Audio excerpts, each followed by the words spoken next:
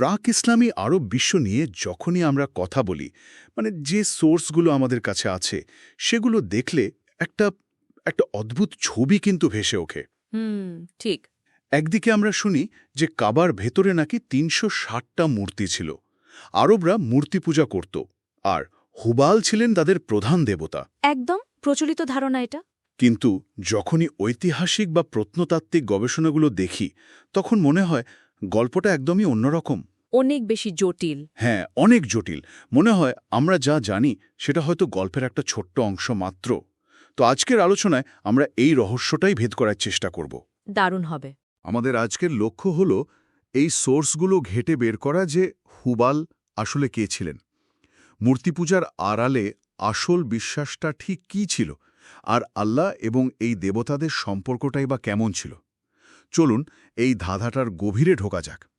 তাহলে শুরু করা যাক সবচেয়ে পরিচিত নামটা দিয়ে, হুবাল। বলা হয় যে তিনি ছিলেন কুরাইশদের প্রধান দেবতা, কাবার সবচেয়ে গুরুত্বপূর্ণ মূর্তি। কিন্তু এই ধারণাটা কি ঐতিহাসিক তথ্য প্রমাণ দিয়ে সমর্থিত? পণ্ডিতরা যখন এই বিষয় নিয়ে কাজ করেন তখন তারা ঠিক কি খুঁজে পান? এটা একটা দারুণ প্রশ্ন, কারণ এখান থেকেই পুরো জটটা খুলতে শুরু করে। দেখুন, ইবনু আল কালবির মতো মুসলিম ঐতিহাসিকদের লেখায় আমরা হুবালকে মক্কার একজন গুরুত্বপূর্ণ দেবতা হিসাবে পাই। কিন্তু গুরুত্বপূর্ণ আর সর্বোচ্চ বা প্রধান এই দুটোর মধ্যে একটা কিন্তু বড় পার্থক্য আছে। বেশিরভাগ আধুনিক গবেষক, যেমন ধরুন পেট্রিশিয়া ক্রোন বা ফ্রেড ডনার, মনে করেন হুবাল আসলে মক্কার স্থানীয় দেবতা ছিলেন না। এক মিনিট, তিনি স্থানীয় দেবতা ছিলেন না? তাহলে তিনি এলেন কোথা থেকে? বাইরে থেকে আনা হয়েছিল? ঠিক তাই। সবচেয়ে জোরালো ধারণাটি হল তিনি ছিলেন একজন নাবাতিয়ান বা উত্তর আরবীয় দেবতা। নাবাতিয়ান মানে পেত্রার সে বিখ্যাত সভ্যতার মানুষ? একদম। মক্কা যেহেতু একটা গুরুত্বপূর্ণ বাণিজ্য কেন্দ্র ছিল, তাই বণিকদের সাথে সাথে তাদের দেবতারাও এক জায়গা থেকে অন্য জায়গায় যেতেন। সম্ভবত এই বাণিজ্য আর সাংস্কৃতিক যোগাযোগের মাধ্যমেই হুবাল মক্কায় এসেছিলেন এবং কুরাইশ গোত্রের কাছে একটা বিশেষ মর্যাদা পেয়েছিলেন। এই ধারণার পেছনে যুক্তিটা কি? পণ্ডিতরা কেন এটা মনে করছেন? বাণিজ্য পথের সঙ্গে কি এর কোনো সম্পর্ক ছিল, বা মক্কার বাইরে হুবালের মতো অন্য কোনো মূর্তির খোঁজ পাওয়া গেছে? চমৎকার পয়েন্ট। এর পেছনে কয়েকটি কারণ আছে। প্রথমত, হুবাল নামটা আরবি ভাষার কাঠামোর সাথে ঠিক মেলে না। দ্বিতীয়ত, ইসলামিক উৎসগুলোর বাইরে আরবের বিভিন্ন শিলালিপিতে হুবালের কোনো নির্ভরযোগ্য উল্লেখ পাওয়া যায় না। আচ্ছা, এটা তো খুব গুরুত্বপূর্ণ একটা তথ্য। হ্যাঁ, যদি তিনি সমগ্র আরবের প্রধান দেবতা হতেন তাহলে তো তার নাম আরও অনেক বেশি জায়গায় পাওয়ার কথা, তাই না? ঠিক। আর তৃতীয়ত, তার মূর্তিটি ছিল লাল আকিক পাথরের তৈরি এবং মানুষের আকৃতির, যা মেসোপটেমীয় বা সিরীয় অঞ্চলের শিল্পকলার দিকে ইঙ্গিত করে। সব মিলিয়ে মনে হয় তিনি ছিলেন একজন আমদানি করা দেবতা, যিনি একটা নির্দিষ্ট গোত্রের কাছে খুব গুরুত্বপূর্ণ হয়ে উঠেছিলেন। আচ্ছা, তাহলে তিনি মক্কার জিউস বা ইন্দ্র এই জাতীয় কিছু ছিলেন না, বরং কুরাইশদের জন্য বিশেষভাবে গুরুত্বপূর্ণ ছিলেন। তার কাজটা ঠিক কী ছিল? মানুষ তার কাছে যেত কেন? মূলত ভাগ্য নির্ধারণের জন্য। ঐতিহাসিক সূত্রগুলো বলছে কোনো বড় সিদ্ধান্ত নেওয়ার আগে, ধরুন যুদ্ধ বা কোনো দীর্ঘ ভ্রমণের আগে, কুরাইশরা হুবালের মূর্তির সামনে তীর নিক্ষেপ করে ভাগ্য গণনা করত। ও আচ্ছা। তিনি ছিলেন অনেকটা একজন ঐশ্বরিক পরামর্শদাতার মতো। সুতরাং তাকে সার্বজনীন আরব দেবতা বলাটা আসলে তথ্যকে অনেকখানি বাড়িয়ে বলা হবে। বেশ, হুবালের গল্পটা যদি এমন হয় তাহলে মক্কায় যে শত শত মূর্তি ছিল তাদের ভূমিকা কি ছিল? সবাই কি হুবালের মতোই স্থানীয় বা গোত্রীয় দেবতা ছিল, নাকি তাদের কাজটা ভিন্ন ছিল? মূর্তি পূজা বলতে আমরা যা বুঝি, মূর্তিকে স্বয়ং ঈশ্বর মনে করা, বিষয়টা কি আসলেই এতটা সরল? একেবারেই না। এখানেই সবচেয়ে বড় ভুল বোঝাবুঝিটা হয়। দেখুন, ধর্মের ইতিহাস নিয়ে গবেষণা করলে দেখা যায় প্রাচীন বিশ্বের বেশিরভাগ সংস্কৃতিতেই মূর্তিকে স্বয়ং ঈশ্বর হিসাবে দেখা হতো না। তাহলে কি হিসেবে দেখা হতো? মূর্তি ছিল ঈশ্বরের একটা প্রতিরূপ, পৃথিবীতে ঐশ্বরিক শক্তির একটি কেন্দ্রবিন্দু বা যোগাযোগের মাধ্যম, অনেকটা একটা আধ্যাত্মিক টেলিফোনের মতো। বাহ, এই আধ্যাত্মিক টেলিফোনের উপমাটা দারুণ। আপনি টেলিফোনটার সাথে কথা বলেন, কিন্তু আপনি তো জানেন যে আপনি কথা বলছেন অন্য প্রান্তের মানুষটির সাথে, যন্ত্রটির সাথে নয়। তার প্রাচীন গ্রিস বা কেনানের মন্দিরগুলোতেও একই ধারণা ছিল? একদম। সেখানেও মূর্তিগুলো ছিল ধর্মীয় আচারের কেন্দ্রবিন্দু, চূড়ান্ত বাস্তবতা নয়। প্রাক ইসলামী আরবেও মূর্তিগুলোর একাধিক ভূমিকা ছিল। প্রথমত, সেগুলো ছিল বিভিন্ন গোত্রের পরিচয়ের প্রতীক, যেমন অমুক গোত্রের রক্ষাকর্তা দেবতা হলেন লাত বা মানাত, গোত্রীয় পরিচয়। আচ্ছা। দ্বিতীয়ত, সেগুলো ছিল সামাজিক ও আইনি ব্যবস্থার অংশ। অনেক সময় কোনো চুক্তি বা শপথ মূর্তির সামনে করা হতো, কারণ বিশ্বাস করা হতো যে দেবতা তার সাক্ষী থাকছেন। ঠিক। তৃতীয়ত, সেগুলো ছিল মানত বা তীর্থযাত্রার কেন্দ্র। আর চতুর্থত, হুবালের মতো ভাগ্য গণনার মাধ্যম তো ছিলই। কিন্তু এটা তো বেশ অদ্ভুত। যদি তারা আল্লাহকে সর্বোচ্চ সত্তা হিসেবে মানতই, যা অনেক সূত্র বলে, তাহলে এই মূর্তিগুলোর প্রয়োজন কেন পড়ল? সরাসরি আল্লাহর কাছে প্রার্থনা করতে বাধাটা কোথায় ছিল? এখানে সুপারিশ বা মধ্যস্থতাকারীর ধারণাটি চলে আসে। এটা প্রাচীন বিশ্বের প্রায় সব ধর্মেই পাওয়া যায়।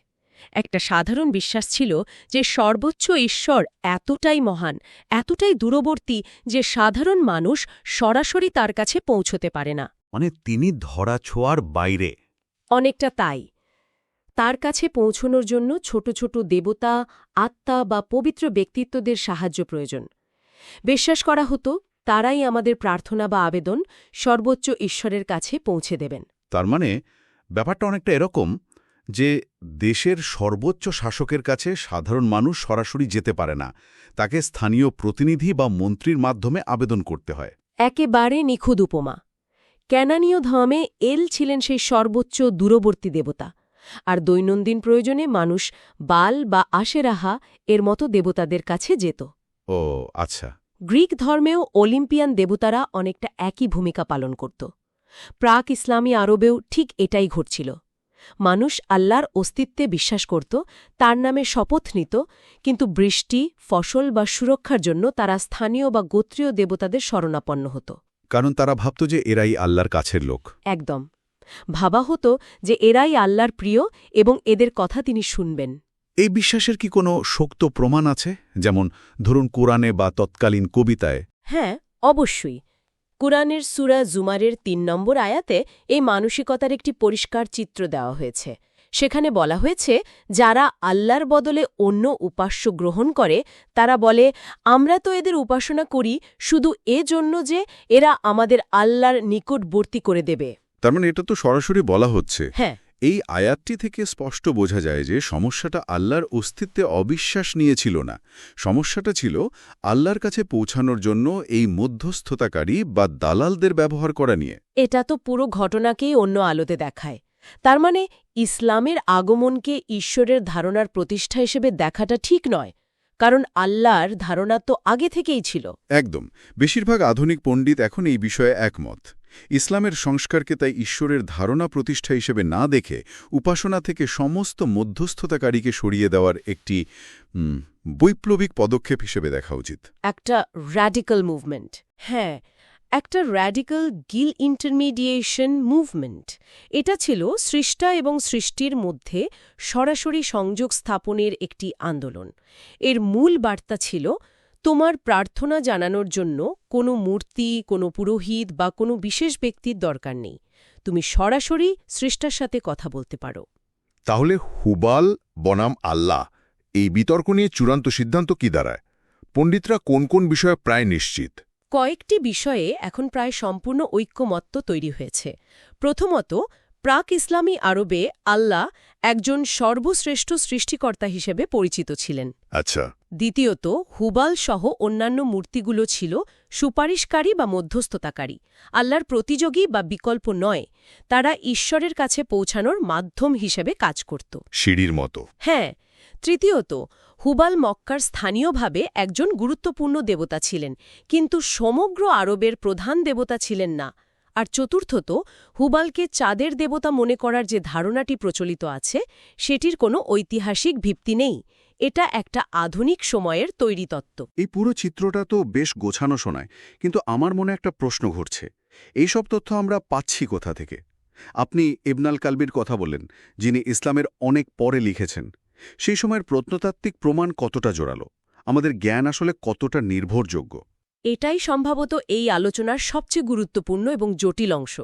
সত্যি কথা হল, মধ্য আরবের বিশেষ করে মক্কার ধর্ম সম্পর্কে আমাদের জ্ঞান খুবই সীমিত এবং অনেকটাই কি বলে জোড়াতালি দিয়ে তৈরি। কারণটা কি? এর প্রধান কারণ হল প্রত্নতাত্ত্বিক প্রমাণের অভাব। যেমন ধরুন দক্ষিণ আরবে মানে আজকের ইয়েমেনে আমরা হাজার হাজার শিলালিপি পেয়েছি যা তাদের ধর্ম, দেবতা ও সমাজ সম্পর্কে বিস্তারিত তথ্য দেয়। কিন্তু মক্কা বা তার আশেপাশে সমসাময়িক শিলালিপি প্রায় নেই বললেই চলে। তাহলে আমরা যা কিছু জানি তার প্রায় পুরোটাই পরবর্তী ইসলামিক ঐতিহাসিকদের লেখা থেকে পাওয়া। হ্যাঁ, হুবাল বা অন্যান্য দেবতাদের সম্পর্কে আমাদের জ্ঞানের প্রায় 99% এসেছে নবম বা দশম শতকের মুসলিম ঐতিহাসিকদের লেখা থেকে, যারা ঘটনার প্রায় 200-300 বছর পরে লিখছেন। তারা মূলত মৌখিক ঐতিহ্য এবং কবিতা থেকে তথ্য সংগ্রহ করেছেন। কিন্তু এখানে একটা বড় প্রশ্ন চলে আসে, যদি আমাদের মূল উৎসই হয় পরবর্তী ইসলামিক ঐতিহাসিকদের লেখা, তাহলে কি এই সম্ভাবনা থাকে না যে তারা তাদের ধর্মতাত্ত্বিক দৃষ্টিকোণ থেকে প্রাক ইসলামী আরবকে কিছুটা নেতিবাচকভাবে বা অন্ধকার যুগ হিসেবে চিত্রিত করেছেন? এই প্রশ্নটাই ঐতিহাসিকরা প্রতিনিয়ত করেন, আর এ কারণেই তারা এই লেখাগুলোকে আক্ষরিক অর্থে সত্যি বলে ধরে নেন না, বরং এগুলোকে সেই সময়ের সংস্কৃতির একটি প্রতিচ্ছবি হিসেবে বিবেচনা করেন, যা একটি নির্দিষ্ট ইসলামিক দৃষ্টিকোণ থেকে সংরক্ষণ করা হয়েছে। তার মানে এই নয় যে তারা ইচ্ছে করে সত্যকে বিকৃত করেছেন। খ্যাত উক্তি আছে, মক্কার ধর্ম সম্পর্কে আমাদের ধারণাটি মূলত পরবর্তী সময়ের চশমা দিয়ে দেখা একটি পুনর্গঠন। খুব গুরুত্বপূর্ণ কথা। তাই আমাদের খুব সতর্কতার সাথে এই তথ্যগুলো বিশ্লেষণ করতে হয় এবং প্রত্নতত্ত্ব বা অন্য ভাষার উৎসের সাথে মিলিয়ে দেখতে হয়। তাহলে এই সব সীমাবদ্ধতা মাথায় রেখে পুরো আলোচনার সারসংক্ষেপ কি দাঁড়ায়, যদি আমাদের কয়েকটি মূল বিষয় মনে রাখতে হয়? মূল টেকঅ্যাওয়ে হল প্রচলিত ধারণা যে প্রাক ইসলামী আরবের মানুষ আল্লাহকে বাদ দিয়ে হুবাল বা মূর্তির উপাসনা করত, সেটি সম্ভবত সঠিক নয়, বরং চিত্রটা ছিল অনেক বেশি জটিল। আল্লাহকে সর্বোচ্চ সত্তা হিসেবে মানা হতো, আর হুবালসহ অন্যান্য মূর্তিগুলো ছিল গোত্রীয় জীবনে ধর্মীয় আচার-অনুষ্ঠান, সামাজিক পরিচয় এবং সুপারিশের মাধ্যম। তারা ছিল দূরবর্তী ঈশ্বরের কাছে পৌঁছানোর সিঁড়ি। আর ইসলামের প্রধান সংস্কার? ইসলামের প্রধান সংস্কার তাই নতুন কোনো ঈশ্বরকে পরিচয় করিয়ে দেওয়া ছিল না, বরং উপাসনার পদ্ধতিকে বদলে দেওয়া ছিল, সমস্ত মধ্যস্থ তারিখে বাদ দিয়ে স্রষ্টার সঙ্গে একটি সরাসরি ব্যক্তিগত এবং অবিচ্ছেদ্য সম্পর্ক স্থাপন করা। আজকের আলোচনা থেকে একটা বিষয় খুব পরিষ্কার হলো যে একটা ধর্মীয় ব্যবস্থার সংস্কার বা পরিবর্তন প্রায়শই তার ঈশ্বরের ধারণা নিয়ে ততটা হয় না যতটা হয় সেই ঈশ্বরের কাছে পৌঁছানোর পদ্ধতি বা মধ্যস্থতাকারীদের ভূমিকা নিয়ে। একদম ঠিক। এটি একটি বৃহত্তর প্রশ্ন তৈরি করে, আজকের আধুনিক বিশ্বেও কি এই টানাপোড়েন দেখা যায় না? বিভিন্ন ধর্ম ও সংস্কৃতি কিভাবে একদিকে সরাসরি উপাসনা এবং অন্যদিকে প্রতীক, সাধুসন্ত বা শ্রদ্ধেয় ব্যক্তিত্বদের মাধ্যমে সংযোগ স্থাপনের এই সূক্ষ্ম ভারসাম্যের মোকাবেলা করে, বিষয়টি নিয়ে ভাবার অবকাশ রইল।